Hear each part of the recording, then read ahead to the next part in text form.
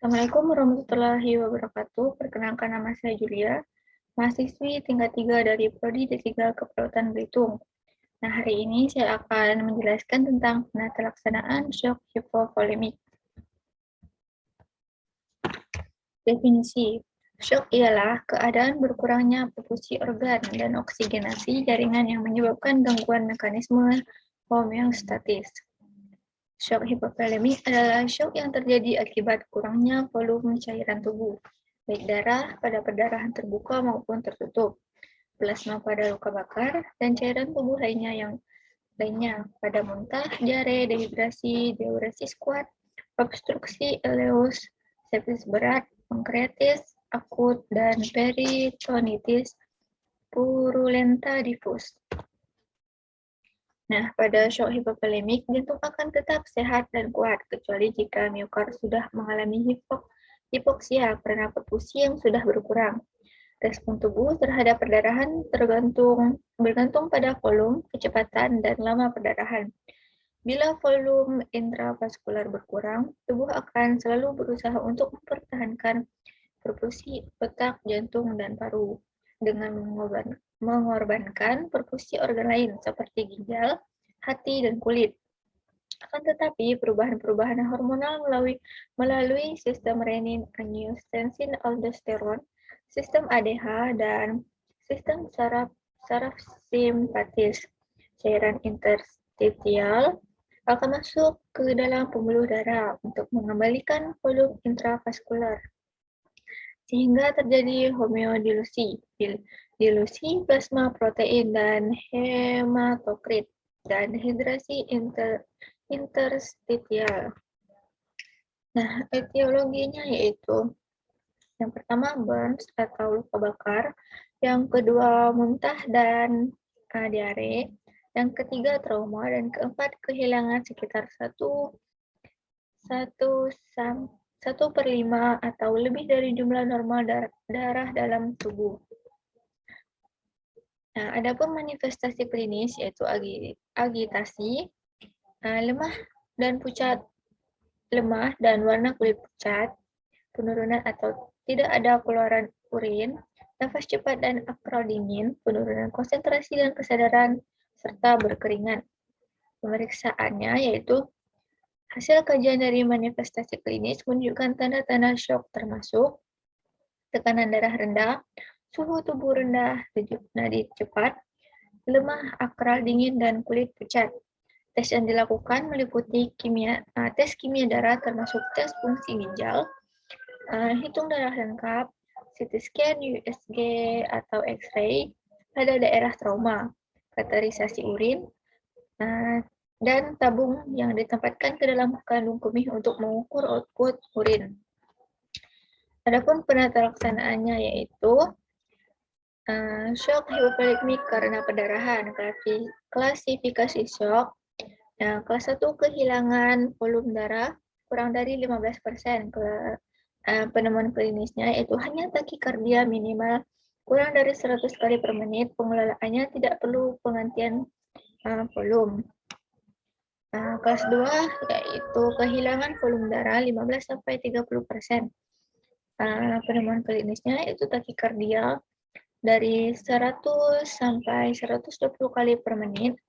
Takipnya 20-30 kali per menit, penurunan push pressure, penurunan produksi urin 20-30 cc per jam. Cara pengelolaannya itu penggantian volume dengan cairan kristaloid 3 kali kehilangan. Nah, untuk kelas 3 kehilangan volume darah 30-40%. Penemuan klinisnya yaitu takikardi lebih dari 120 kali per menit, takipnea 30-40 kali per menit, confusion, penurunan produksi urin 5-15 cc per jam. Pengelolaannya yaitu penggantian volume dengan cairan kristaloid dan darah. Nah, untuk ke kelas 4, kehilangan volume darah lebih dari 40%. Penemuan klinisnya yaitu takikardia lebih dari 140 kali per menit, takipnea lebih dari 30 kali per menit, pucat, dingin, perubahan mental, konfusi dan letargi, Bila kehilangan volume lebih dari 50%, pasien tidak sadar tekanan sistolik sama dengan diastolik, produksi urin minimal atau tidak keluar. Nah, tujuan utama dalam mengatasi shock perdarahan adalah menormalkan kembali volume intravaskular dan interstitial. Bila defisit volume intravaskular hanya dikoreksi dengan memberikan darah, maka masih tetap terjadi defisit interstitial sehingga tanda-tanda vital masih belum stabil dan produksi urin yang kurang. Pengembalian volume plasma dan interstisial ini hanya mungkin bila diberikan kombinasi cairan koloid berupa darah, plasma, dextran, dan sebagainya, dan cairan kristaloid. Shock hipovolemik karena dehidrasi, misalnya diare dan muntah. Klasifikasi dehidrasi ringan, kehilangan cairan tubuh sekitar 5%. Penemuan klinisnya itu selaput lendir kering, nadi normal atau sedikit meningkat. Pengelolaannya yaitu penggantian volume dengan cairan kristaloid NaCl 0,9% atau RL. Nah, dehidrasi sedang yaitu kehilangan cairan tubuh sekitar 10%. Penemuan klinisnya yaitu selaput lendir sangat kering, status mental tampak lesu, nadi cepat, tekanan darah mulai menurun, dan oliguria. Pengelolaannya yaitu idem, dan dehidrasi berat, yaitu kehilangan cairan. Penemuan klinisnya itu selaput lendir pecah-pecah. Pasien mungkin tidak sadar. Pengelolaannya yaitu idem. Nah, prognosis yaitu shock hipovolemik selalu merupakan darurat medis. Namun, gejala-gejala dan hasil dapat bervariasi tergantung pada jumlah volume darah yang hilang, tingkat kehilangan darah, cedera yang menyebabkan kehilangan, mendasari pengobatan kondisi kronis seperti diabetes dan jantung, paru-paru, dan penyakit ginjal. Secara umum, pasien dengan derajat shock yang lebih cenderung lebih baik dibandingkan dengan shock yang lebih berat.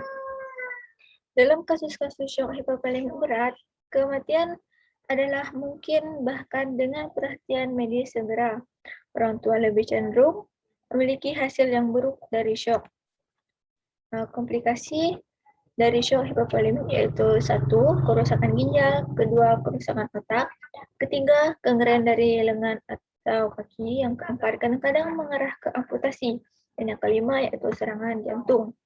Baiklah, mungkin itu saja penjelasan yang bisa saya sampaikan pada hari ini. Mohon maaf apabila ada salah kata. Assalamualaikum warahmatullahi wabarakatuh.